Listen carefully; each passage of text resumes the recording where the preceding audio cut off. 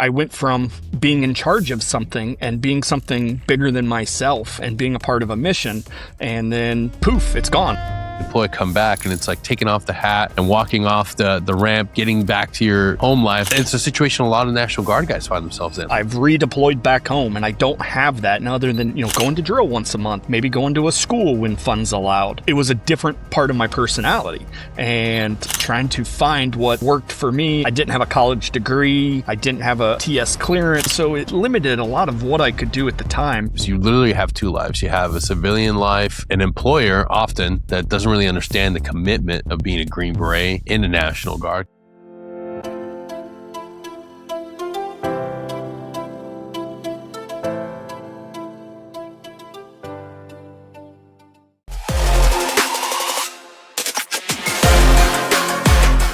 Craig Kochheiser, welcome to Security Halt podcast. How's it going, man? Hey, good morning, Danny. Thanks for having me on. Absolutely, man. We connected a while ago on Instagram. I think I put out some information trying to find people that had stories about vocational rehab, stories about going out there and chasing big dreams. And dude, you're doing some amazing stuff. And we tried to get it on the calendar a couple times, but we're finally here. So today, man, I want to dive into your journey, not just the great stuff you're doing now, but where it all began. Great. Yeah, thanks for having me on. It definitely, you're trying to get all the ducks in a row between both of our family lives, professional lives, everything else. Trying to squeeze that time in has been a bit of an ordeal, but here we are. So let's get to brass tacks. Let's get it, man. So just by way of background, total 22 years in the Special Forces Regiment, split between National Guard time as well as active duty time. Both, finished up our careers at 7th Special Forces Group. Wonderful adventure throughout the entire course of it. You definitely got to see the best in humanity as well as the worst. And, some of these challenges prepared me in my own, transition from active duty to the next ridgeline. They definitely gave me the fortitude and the background and knowing that, hey, it's not that hard of a day. It could always be worse. Nobody's shooting at me and I'm not on fire. So, academics are not that hard if you put the work in. And so, to kind of go into the journey, came out of high school, went to undergrad. Always knew that I was going to go in the military, join the National Guard. I was in ROTC at Florida State University as an undergrad, and had the anticipation of becoming an officer. And the goal was like, hey, maybe I could go to 82nd, or maybe even work my way into Ranger Regiment. And the SF thing had never really crossed my mind because it just seemed like such a lofty goal. And in the National Guard side of the house, I had a couple folks being in Tallahassee, Florida, that had come out of Ranger Regiment and other places so they could go to college. This was all pre 9/11. And an opportunity came up for 20th Special Forces Group out of Florida, and was able to, go and be a part of their non-qualified personnel program. And basically you're just a grunt, and you're just doing PT every weekend and preparing to hope to go to selection. Because at the time, SF was a kind of an outlier. 9/11 hadn't happened. It wasn't, not everybody knew about it. People knew about it from the Vietnam era, but in the modern warfare pre 9/11, it wasn't as important. And dude, absolutely. A lot of people forget about that. A lot of people forget that. I mean, we had huge cuts during the Clinton administration. I'm lucky that I study this history for a lot of the posts I make for clients of mine and their social medias that have the same, we're trying to attract the same audience. And in my own research, seeing the amount of groups we used to have reserve component theft groups, like 11th and 12th. yeah, like insane amount of cutbacks, and it wasn't as sexy of an organization. It changed dramatically. I happened to have an opportunity. They drove us up in a van in June 2001 to go to SFAS. And like we walked on. They're like, hey, the guy checking names, they're like, hey, what's that over there? And they threw us on the old tan cattle trucks. And then the National Guard liaison was aware of it. And they're like, oh, there's going to be folks that don't show up. So when you get there, just act stupid and I'll be there and we'll get you situated. And so like 5 of us just kind of pretended we were supposed to be there and went to selection that way. And that was June 2001, the last class before 9/11 happened.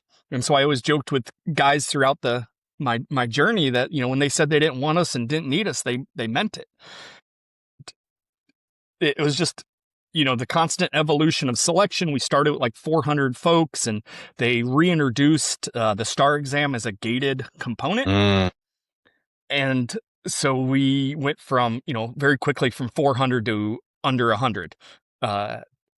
And so we graduated this very small class. I believe it was like 70 or 60, and then, however many got selected, and just a cool experience. And then 9/11 happened, and I was a college student, and I was like, okay, well, this is bigger than me. And I was mobilized, so it wasn't like I had a big choice.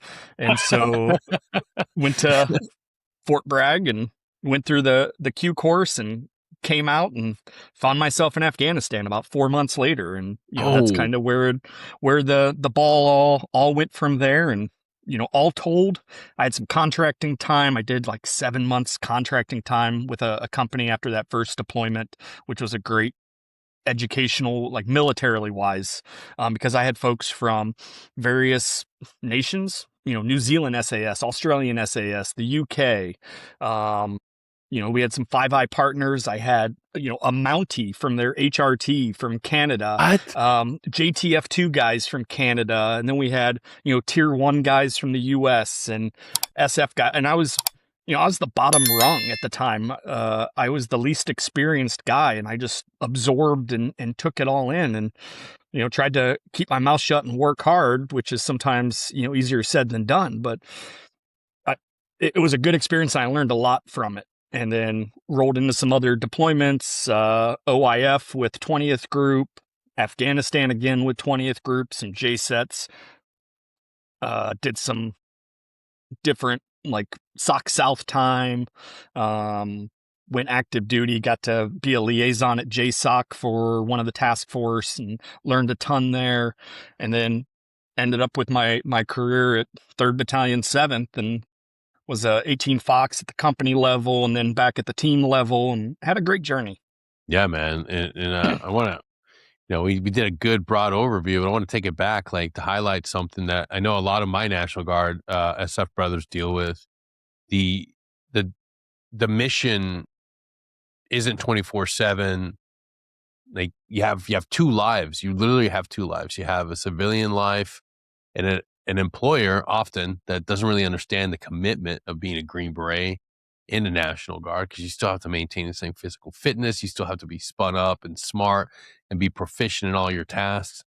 And I know it goes across the board for other National Guardsmen, but it's even more important for a Green Beret. Like, what was that journey like? Coming out 9/11, you now have this clear understanding that you're going to deploy, you deploy, come back, and it's like taking off the hat and walking off the ramp, getting back to your home life. Is like, well, I'm still a Green Beret, but I'm not a Green Beret right now, and I got to put food on the table. Like now, and then it's a situation a lot of National Guard guys find themselves in. Like, where do they go? And a lot of them choose contracting.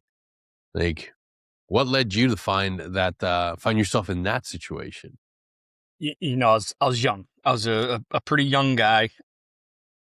Got to a point where, academics weren't the right fit for me at that point in my life. I didn't have, I had the maturity to go be a good SF guy, but I didn't have the maturity to force myself to go to class and to do that right choices.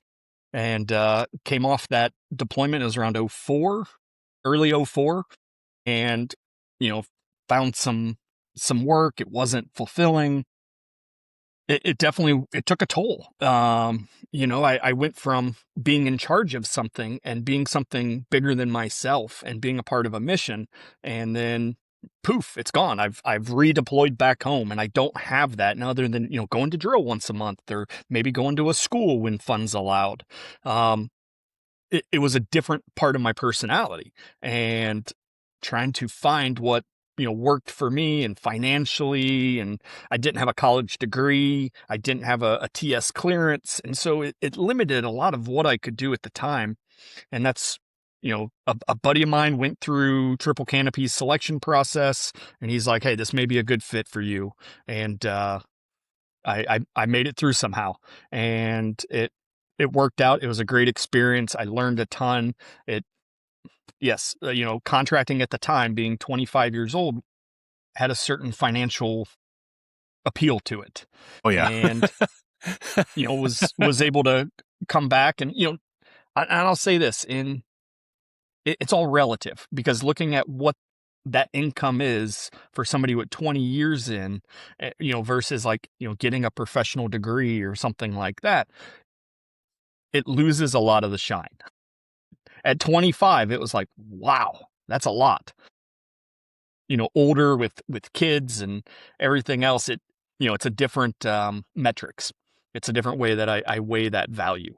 And so, coming out, I wanted to, find my own pathway and challenge myself in other ways. But, did the contracting piece, and then was able to, do about 6 months after the contracting piece, and then another mobilization with the National Guard, found myself in Mosul, Iraq, and like just doing the mission, and was on a really strong team at the time, with some amazing folks, and loved it. And the right place, right time. There's the surge happening in central Iraq. All these knuckleheads were going to the north, where they, had kind of safe haven. We had a great relationship with some of the other units there locally, and we stayed busy. And it was very fulfilling, the work we were doing, and being able to see the impact. What we were doing was nested within the bigger picture, and I found that very fulfilling. This episode of Security Halt is brought to you by Dr. Taylor Bosley and Precision Wellness Group. Let's be real. By now, a lot of New Year's resolutions have already fizzled out. Life gets busy, motivation drops, and health ends up on the back burner. But here's the truth. There's no better time to start than right now. Precision Wellness Group specializes in hormone optimization and hormone health, delivering personalized care and treatment right to your door. If you've been dealing with low energy, brain fog, poor sleep, or stalled performance, hormone imbalance may be the missing piece. Dr. Taylor Bosley and his team take a data-driven, individualized approach to help you get back to operating at your best. Security Halt listeners receive 25% off their initial consultation when they use Security Halt 25 at checkout. Click the link in the episode description to find out more and get started today. Now, I haven't met a single Green Beret that did not look forward to a combat deployment, that didn't absolutely love the mission set. I mean, it's truly playing professional football. You spend all the time training in J sets, and it's always described as your back home time is the thing that you're just like finding ways to get through the motions just to get the deployment. And it became this culture within not only just in active duty groups, but in the National Guard groups too. Like, I know guys that would just chase deployments, just jump on rotations as much as they can, augment different active duty groups, trying to get in as much. Was that ever something that you found yourself in? Like, because I have to imagine it does seem alluring to see the idea of like, well, I can just jump in on any deployment. I can just, I can just request this. Is that something you thought about at all? Of course, the Guard has pros and cons like anything else. And, we used to refer to those guys as war whores, because they were just, going after it. And, bless them, they were choosing to stay in uniform versus, the contracting piece, which, some people have certain feelings about. The contract work that I did was in direct support of U.S. Department of State mission.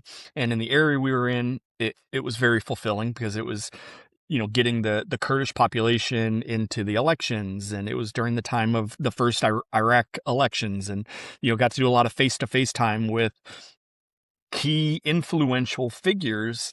Granted, I'm sitting by the table, not at the table, but just hearing and listening to what was happening, or even, being asked a question or something like, "Hey, what was your impression of that? Like, wow,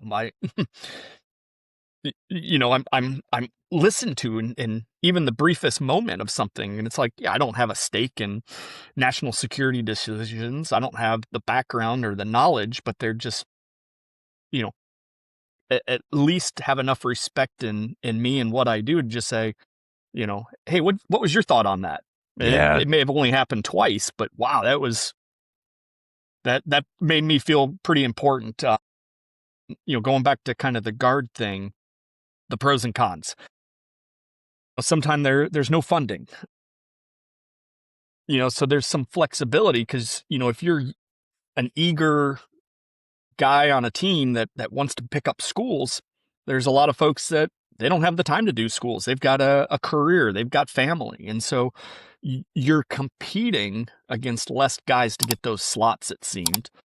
There were certain opportunities, but then on the downside is it's, you're trying to balance, right? You still got to put food on the table. And sometimes it is one weekend a month. Sometimes it's, all the weekends and all the days in the month, but it's hard to balance that. The other issue I saw was you get folks that stay in the same unit and it builds a certain amount of cronyism and almost like a nepotism type feel, which sometimes it's okay because, hey, if a guy's a great guy and he's there for 20 years, he should get all the favoritism, right? He's a rock star. But other times you definitely 10 years prior, you make the wrong person mad, and now they're your sergeant major and they remember you. Yeah. And not in a positive way. And it's the same sergeant major for the next 2 decades. Yeah. So yes, there can be, negatives to it, and there's a lot of pros. And having seen both at each phase of my life and my career, they were the right fit. There is a moment, I think, that every senior guard member flirts with the idea of going active. I've certainly seen it in a lot of my friends that are 19th, 20th group. And it's usually accompanied with a really good deployment. It really comes out like, man, this is a solid group of dudes. I don't want to do this as a part-time gig anymore. I want to live this. I want to live this life full time. Like, when did you find that was the case for you? I had always kind of toyed with the idea, and I was able to kind of satisfy that personal demand because of the op tempo and the schools and the deployments that I was doing up until things, it was probably around 2012, 2013, kind of winding down a little bit. And then you're like, oh, okay, maybe, toying with the idea, not satisfied in a civilian career, and it just became like, hey, this is my passion. Let me go full in, and I did, and I'm very happy that was a decision that I made. Yeah. Yeah, take us through that. Like, where did you always want to go to 7th group, or were you hoping you'd go to 10th or 5th? No, so coming back in, you come in under the prior service accessions program, and you basically get to say, hey, here's where I want to go. And if there's a slot and they have the availability and that group sergeant major says, hey, yeah, thumbs up, we'll take him on, that's where you go. And so folks redid language that came in and they said, you know what, I want to go to 10th group. Let me go ahead and learn Russian or German, and, coming from 20th group where they had Spanish. And in my case, I came from 20th, we had Spanish. I'm from Florida. 7th group was in Florida. It was a natural fit. The accessions program is now much more streamlined. I know when I was in the Q course, guys were there 18 months or more. It was this insane. And then they had to, convene this massive board of sergeant majors. And it's like, hey, if a guy is a good guy, like, why are we treating him different than a Q course graduate? Let's give him a PT test, make him ruck, have him, sit down with the committee for the MOS that he's in and show that he's got proficiency, and let him go to group. Yeah. Yeah. Like, it's a body. Like, why? And he's got rotations, he's got deployments, he's been around. Like it's sometimes And we it make should the be fairly process. simple to find out a guy's reputation. If he's been in, hey, you're coming from, this company in this group, let me call the ops sergeant. Hey, what's your thoughts? Or, hey, I know somebody over there because I went to the Q course with him. Hey, Bobby, what's your thoughts on this guy? Oh, hey, good dude. Hey, appreciate it. Thanks. 1-800 tab check works wonders. And so it, my understanding is it's a more streamlined process now. I think it took me 8 to 9 months. And, I came in as a Fox and they'd never had anybody coming in as a Fox and trying to figure that out. They're like, well, no, you should come back in as an 18 Charlie. Well, I haven't done that in a couple years, but sure, why not? Like, I'm Yeah, open to, do either crazy. job. And the demand is that they needed Foxes. And so kind of behind the scenes was able to talk to some folks that I knew that, were committee members at the Fox course, sat in on a couple classes. And then they're like, well, we don't know what to do with you. You're going to sit through and audit the entire Fox course again, which was great. The technology changes. How great is it to sit in there? I'm not worried about a grade. I'm not worried about a project. I'm worried about just let me be the best Fox that I can be. And I'm going to sit in on this class. I'm going to learn the things and I'm going to put in my time, but I don't have to stress on the weekends. I don't have to do all these other things. It was beautiful. I loved it. Like, it was learning for the sake of learning without any kind of, pressure. Without the fire hose. Yeah. And it's like, well, I've already seen these things. Now we're just seeing it in a different Yeah. way, a different lens with practical experience under my belt, utilizing the software systems or the methodologies. And so I loved it. And sometimes, knowledge for the sake of knowledge is a great time. Yeah. Yeah, for those that are not of the culture, 18 Fox is an intelligence sergeant for the detachment. And the course is notoriously difficult. It's notoriously data heavy, analysis heavy, but by given the nature of the role. So it's a lot of work, not a lot of sleep, and that tends to continue on when you're actually performing the role. So to every 18 Fox out there, you're seen, Bubba. I appreciate everything that you do, you will do in the future, and everything that you bring to the team, because more often than not, your 18 Fox is also like the the wrangler of the wayward boys. He is oftentimes one of the most senior team members, and he's often the lead wrangler of shenanigans. So yeah, it's a lot of work, man. But you're right. I would imagine being able to sit back and be relaxed and then glean all that secondary knowledge that you probably didn't get from the first time go. But oh fuck, I can do this with Palantir now. Oh, I can do this. Like it's such and it takes a different personality. Did you feel you were more inclined to be a Fox once you got there? Like, were you one of the guys that enjoyed the tech, that enjoyed the analysis part, or was it something you I had to really grow did. into? Yeah. As an 18 Fox, the way I looked at it was I'm driving the train as far as what missions we're going to do. Like, yes, the captain is making the decisions. Yes, my team sergeant is making the decision, but they're making the decision based on what I'm presenting them. And if, at the end of the day, if on a deployment, if I could nest our missions and what our goals were within 2 levels up, very rarely did they say no. We got the assets, we got aviation, we got the things we needed, we got approval for the mission deck. So by looking 2 levels up and saying this is what the SOTIF wants to do, and this is kind of what the CJIS SOTIF wants to do, but we're going to nest it SOTIF, and that's going to meet my company's intents. And then if I can articulate that and I can brief that, like, man, we're going to get the assets and we're going to get out the door, and me and the boys are going to go party. And so that's what I loved about the 18 Fox. Like, yeah, you're doing long days, you're really data mining and digging, and you're getting into that gnat's ass of information and learning that target area. Well, that's how you mitigate risk. And if I dig as hard as I can and I put that work in on the front end, it is going to give us the best opportunity to be successful in our mission and to minimize any of our own casualties. And that was something I took very seriously, and that was something I was really passionate about.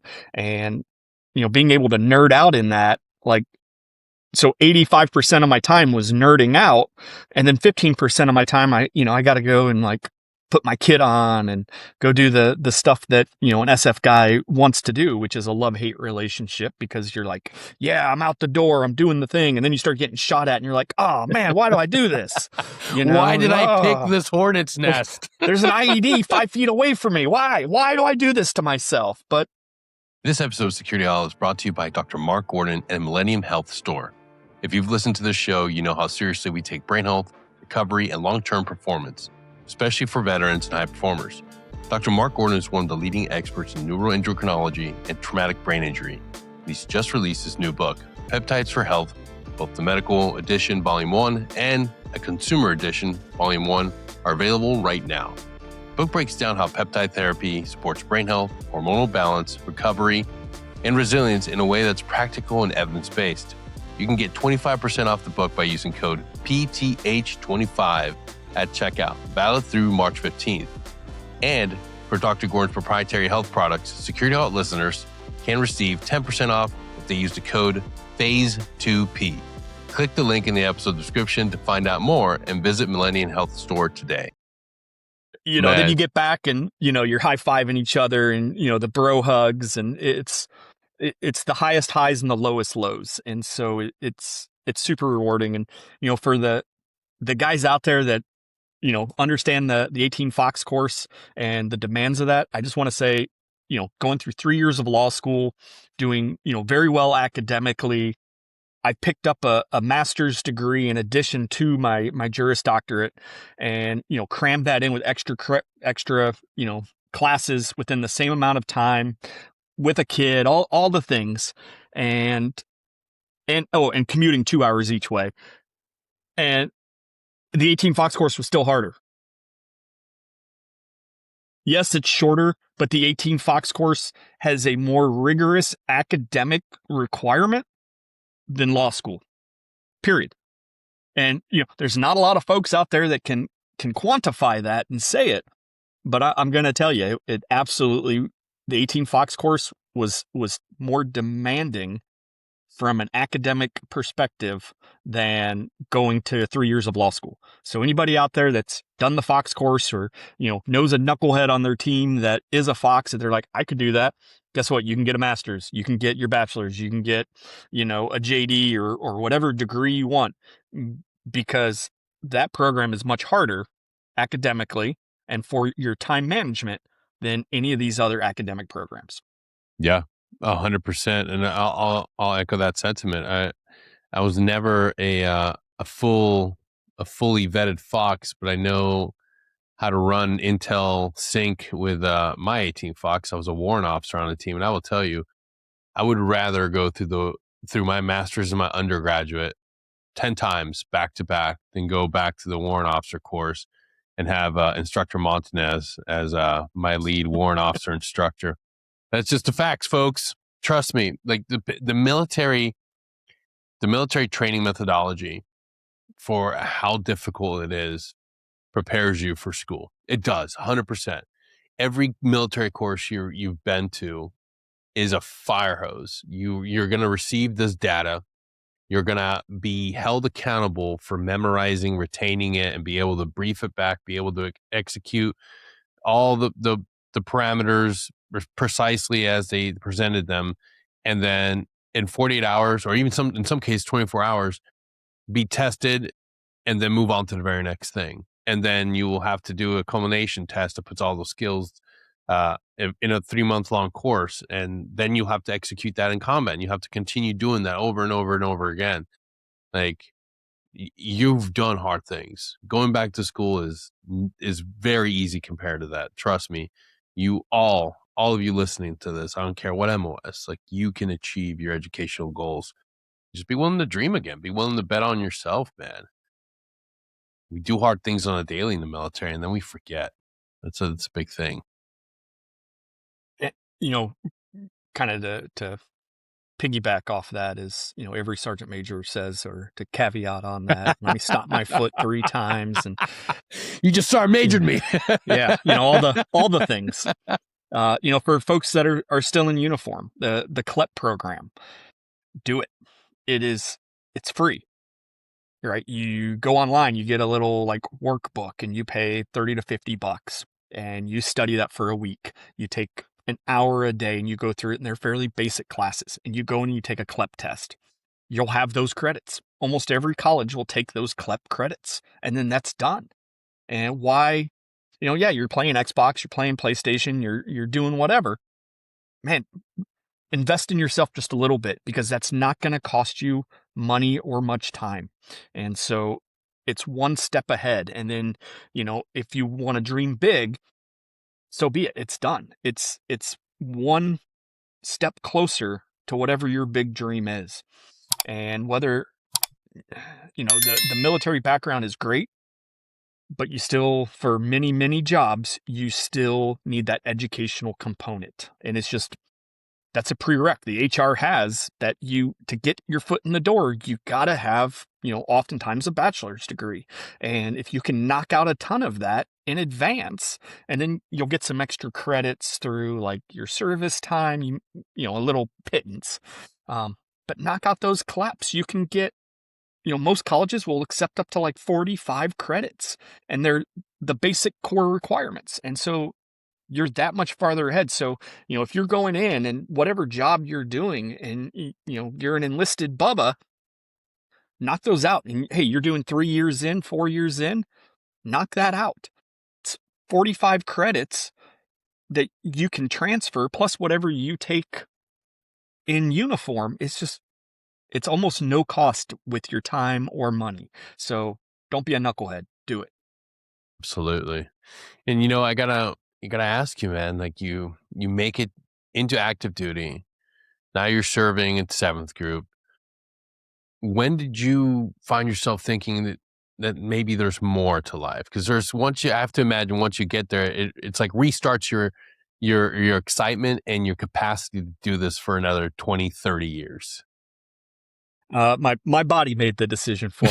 I started encountering some orthopedic issues, and blew out my shoulder on a jump, Oof. and had a fractured glenoid, tore Oof. labrum, and went and fortunately they sent me to Andrews Institute down in Gulf Breeze, and had a surgeon that is one of the best in the country at fixing those kind of injuries, and he did a great job, and like, hey, I can move my arm, I'm awesome. Yeah, I went there as and well.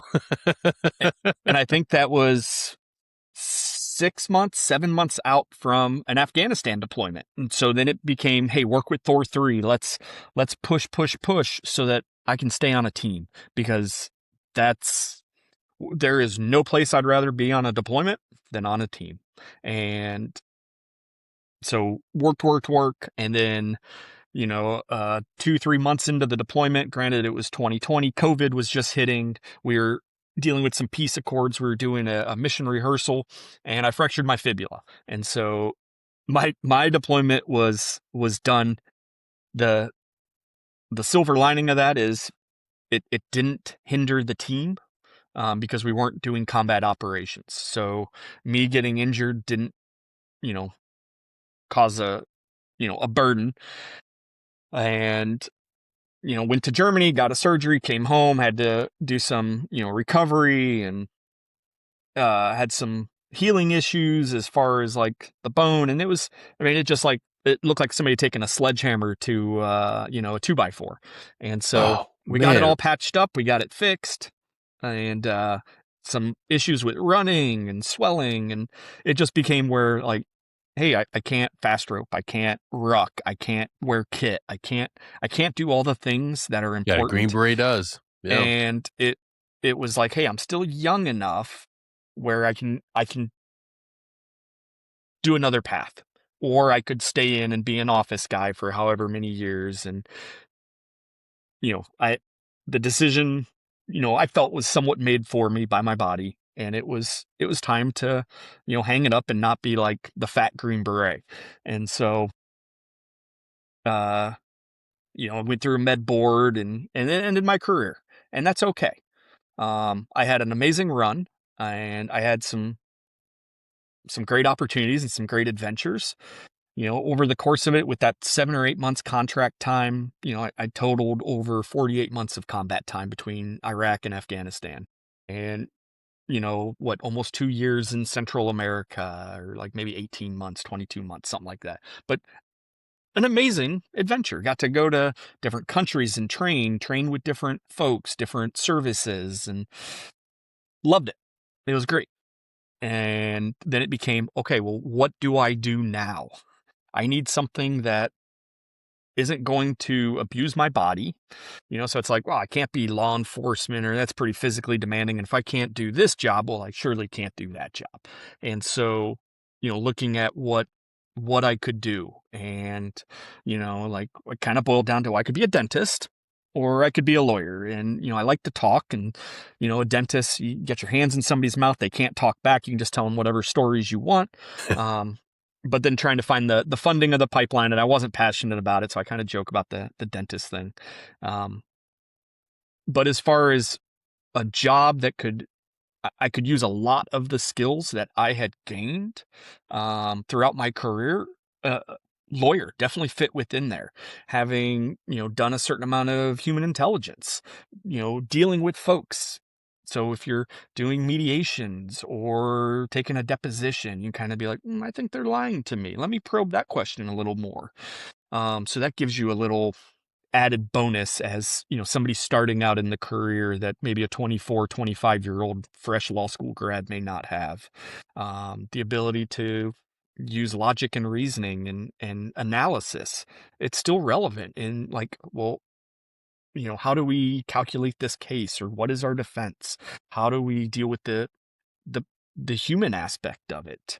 So I felt like law school would be a good choice. And then it became, well, at my age, how is the juice worth the squeeze? Do I really want to incur this mountain of student loan debt? And everybody thinks like, hey, lawyers make all this money. It's something like the average salary in Florida is like $83,000 a year for an attorney. Like, don't quote me on it, but if I remember some numbers, because you have state folks, you have everything, and yes, there are the personal injury attorneys with Rolls Royces and the John Morgans of the world, but those are few and far between. And that's like any industry. I could be a plumber and I could own a massive multi-state plumbing operation and be a billionaire. But most plumbers aren't billionaires. So most lawyers have a fair living wage, but the downside to it is they have crippling debt because they've got undergrad and they've got, law school. And I went to the University of Miami for law school, and it's $70,000 a year. Wow. It's not cheap. Which brings me to how I, made it the juice worth the squeeze. Through the VA, everybody knows about post 9/11 GI Bill, which, covers a lot for certain things. I came out with service-connected disabilities, which entitled me to be eligible for Chapter 31, Veterans Rehabilitation and Employability. And with that, the number one thing is it's not an education program. It is an employment program. Bingo, so right there. I needed training to become an attorney. My goal was to be an attorney. And, I'll kind of dig into some of my do's and don'ts that I learned along the way. And I hope it helps at least one person down the road. But I was able to get them to pay for my tuition, which was, approximately $70,000 a year, because I still had a certain amount of post 9/11 GI Bill remaining. I got my BAH. E5 with dependents for the locality. It's Miami. It's a high BAH, high cost of living area.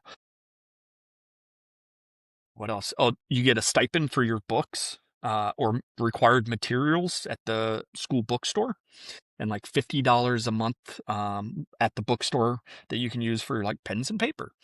If you need a computer or a printer, you have to put in the request sheet and you get it. And it's based off the requirements for the program. So you're not going to get, a MacBook unless you're in a program that specifically says you need a MacBook. I will interject with this because I have been able to successfully get production quality MacBook Pro because the retina display, if you suffer from migraines and blue screen issues, the MacBook Pro with its retina display minimizes the blue light.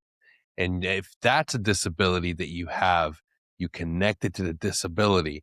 You gotta know the game, people. And your Voc Rehab counselor doesn't work for you. They work for the VA. So you have to become your own detachment warrant officer or 18 Fox. Print out the entire Chapter 31 guide rule book and then highlight it section by section, because I don't know. Were you tracking they also pay for your internet? No. Yes. And like, I read through, Yeah. the newest version, I believe, is the M28C Yeah. manual.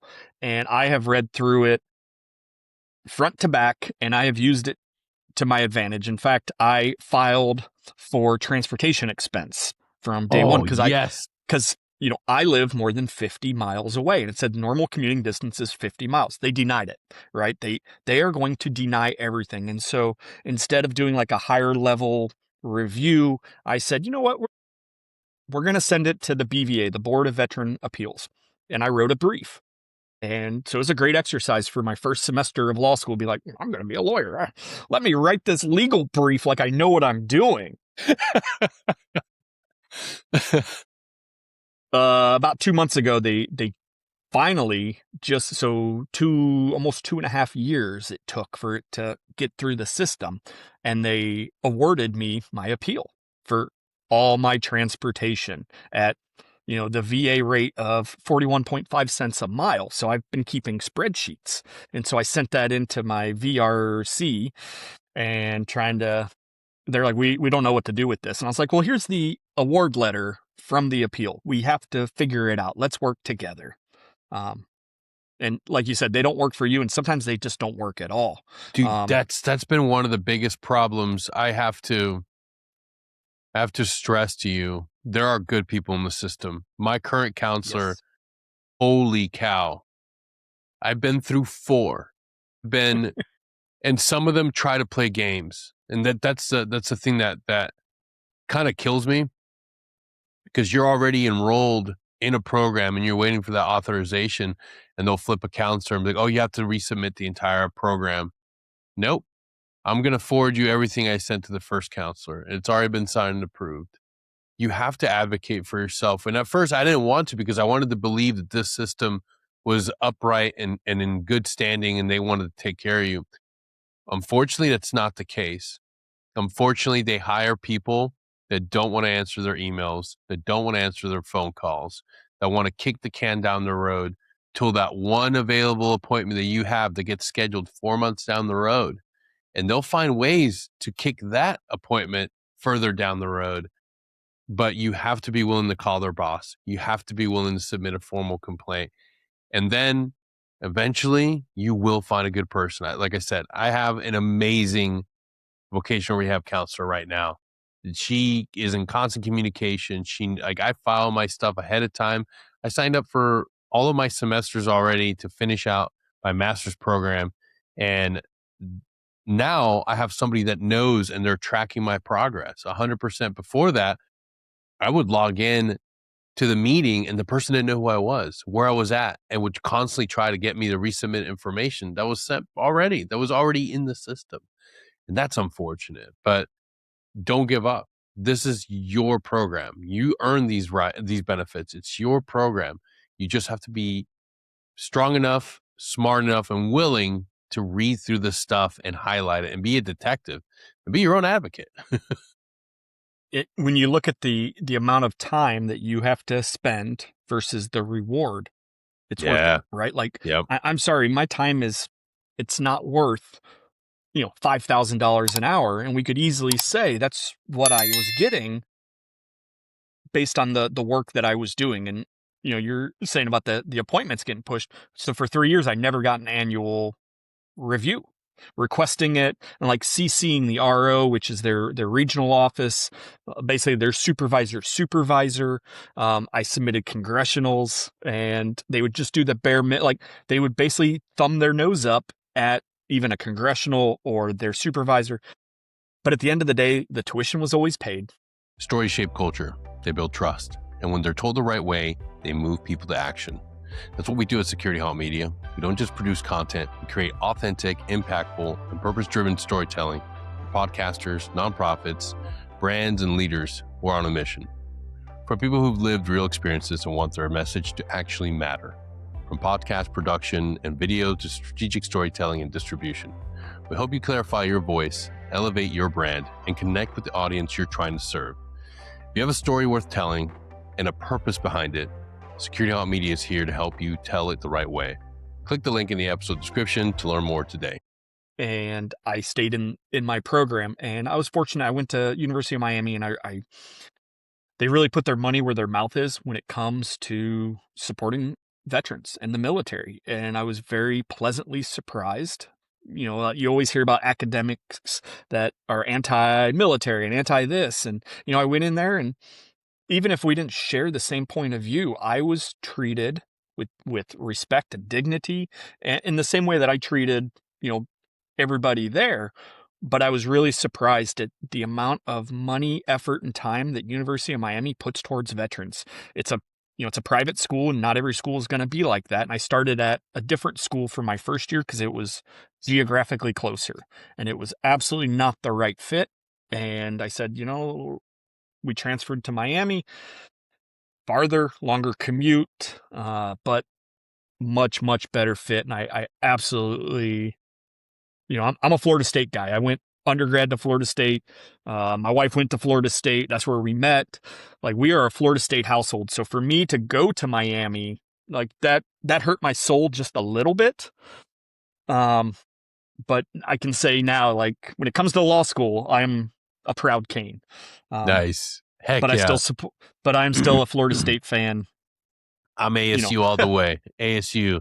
The other connection too is the right school and the right veteran service organization within that school, or their veteran service office.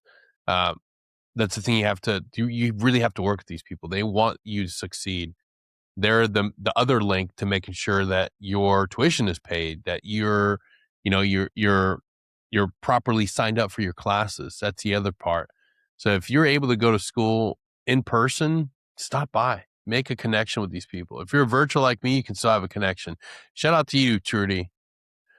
I've been in school now since 2023, and there isn't a single semester where I haven't been like, oh shit, I got to fill this out. And it's like constantly she's like reminding me what needs to get sent, reminding me and congratulating with the successful accomplishment of an undergraduate, and being there not only to facilitate the workarounds and the stressful situations with the vocational rehab program, but to be there to cheer you on, man. These people care. At the school, you may not align, and I get it. I hear just a lot of stories from veterans that are in school right now. It's a very different climate. It is. You just have to accept it. But the individuals, be willing to look at the individuals who are in those offices as human beings that at the end of the day want to see you graduate. They want to see you move on. So, don't wear your Make America Great hat to campus, and just be willing to invest in some personal, professional equity and with these individuals, and just talk like a normal human being, get to know them, because they truly are there to help you. And sometimes that vocational rehab piece, let them fight the battle for you. Submit all the stuff. Let them be the ones that ping them for the issues. Because it makes it so much easier when you do all the work, you hand it over to your veteran representative at the school, and then they take the fight to that veteran, to the voc rehab counselor. And then you do everything you need. You don't have to worry about it. Absolutely. Just be a good human being. It literally just boils down to that. Be a good dude and treat people with dignity and respect. And you can be passionate about your own point of view and be compassionate towards others. And everybody's viewpoint is shaped by their own experiences, and their experiences aren't mine and mine aren't theirs. And so we don't have to see things the same. We don't have to have the same politics or the same values even, but we can still be respectful. And Absolutely. you'll never, as a veteran, you may never know who an unknown friend is. And I mean, I had an assistant dean, and by the outward appearance and everything, it was like, ooh, they are not going to be pro-veteran. And they were the biggest ally on that campus. They grew up in an Air Force family. And so looks can be deceiving, and I was wrong. And I'll own up to it. And they were an absolute amazing ally and asset to every veteran in that school, and love them for it. So Heck yeah. you never know who you're going, to encounter, and who's going to help you out along the way. And plenty of people, they want you to be successful. It reflects on the school as well. Veterans tend to have a much higher graduation rate, participation rate. They bring something, everybody wants to talk about diversity. Well, hey, that's a metrics of diversity. You're bringing different experiences to the classroom, which are going to broaden everybody's understanding of material. And so it's great. Like, a lot of schools truly do want veterans there, but you got to do the work, and you got to be able to pay the bill. And, some of these VA programs are an amazing way to pay the bill. So for me, Chapter 31 was the absolute right fit. And, if I go through all the math and numbers, it's more money than I can expect to probably make in 4 or 5 years as an attorney for the value that I got from this program for 3 years. Damn. That seems like a long time, but 3 years to become an attorney, that must have gone by fast now that you think about it. Think about it. The older we get, what is it? It's like time dilation. Days are long, years are short. Yes. And you got everything going on in life. And it seemed like, yesterday we were just starting the program. And like, when you have kids, it seems like yesterday your child was born. And then you're like, oh, wow, they're, almost an adult. And so it goes faster than we realize. And the older we get, the faster it seems to go. And so 3 years, it's long, but it's also fast. Yeah. So what's life now?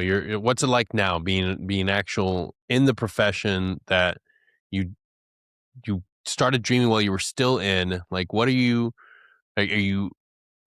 over the honeymoon phase, or is it still like, holy shit, like, I'm a lawyer?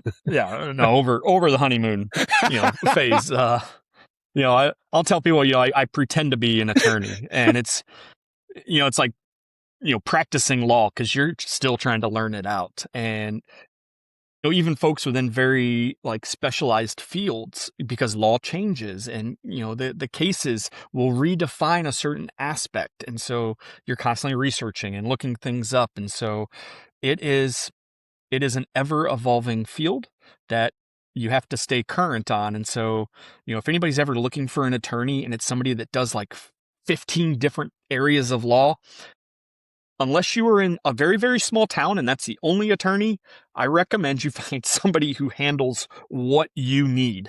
Because if you get a DUI, you probably don't want somebody that does like mergers and acquisitions being your attorney. Yes, he's an attorney, and they can go to court, but they don't know anything about criminal law. It's the same, for family law. And like, I don't want a personal injury attorney handling my divorce. And so find the right tool for the job. And if it's somebody that does like 5 different areas or more, that's not the right tool. They are the tool. They're a tool. What area are you specializing in?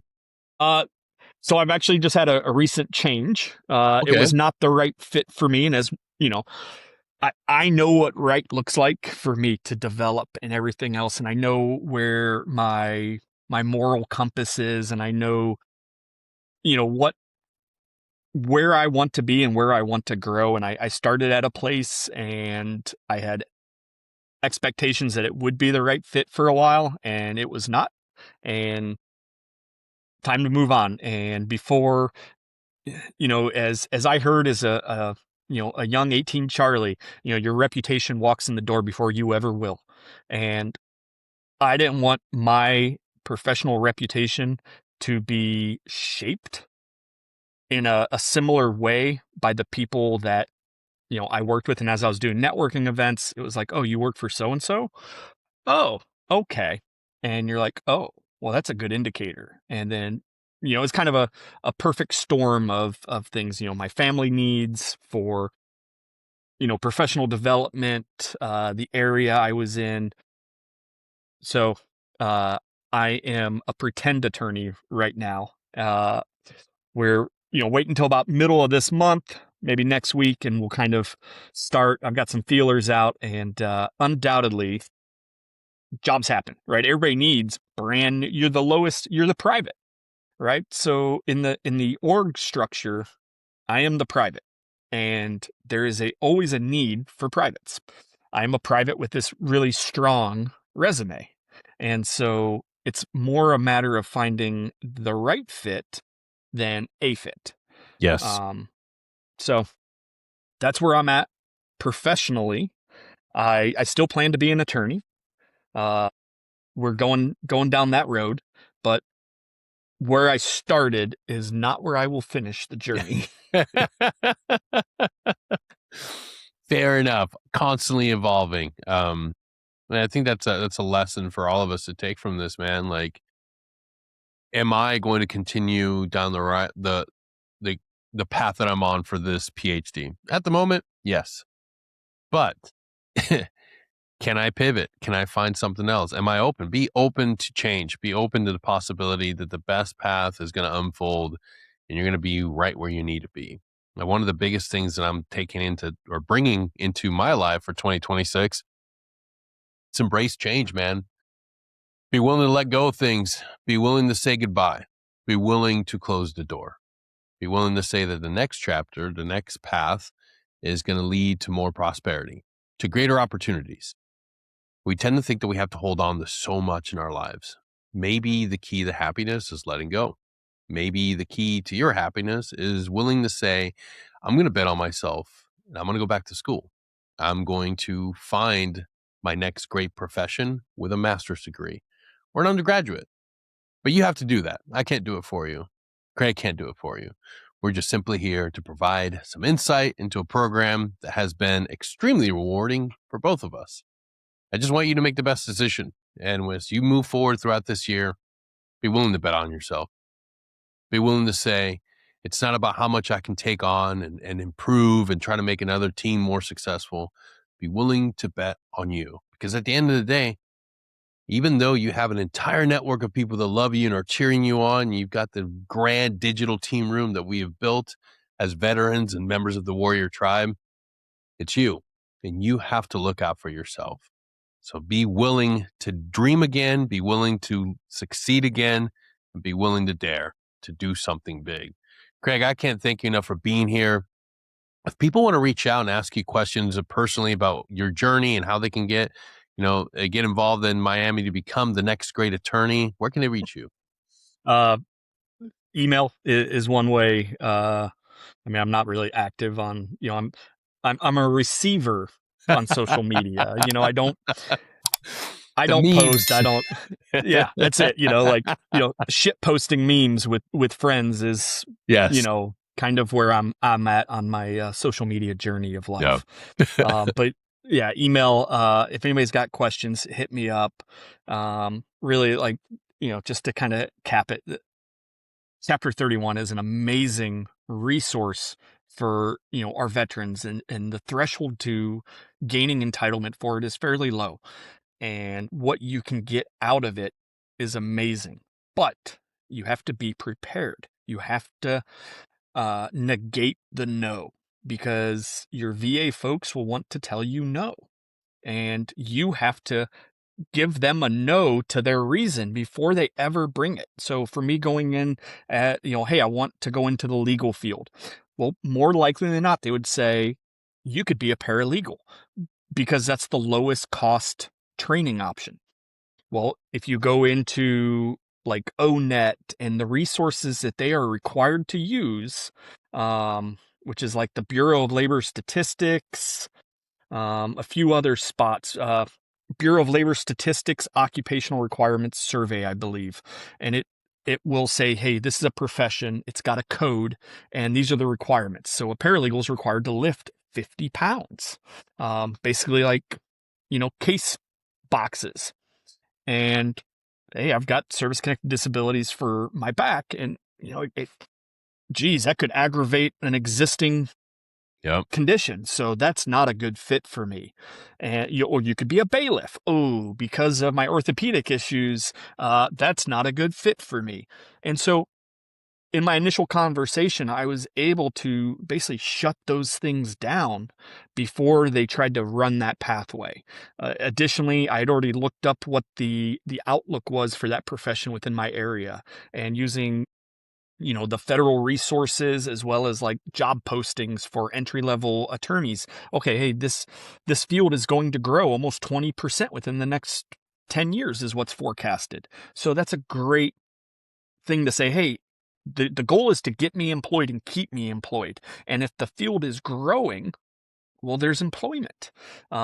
If I can negate your no before you even hit me with it, now we have to go down the pathway that I want to go. And so you have to go into this prepared and have your ducks in a row. And if you want to go through law school under Chapter 31, the best way to do that is have already taken your LSAT exam and to be accepted at a school.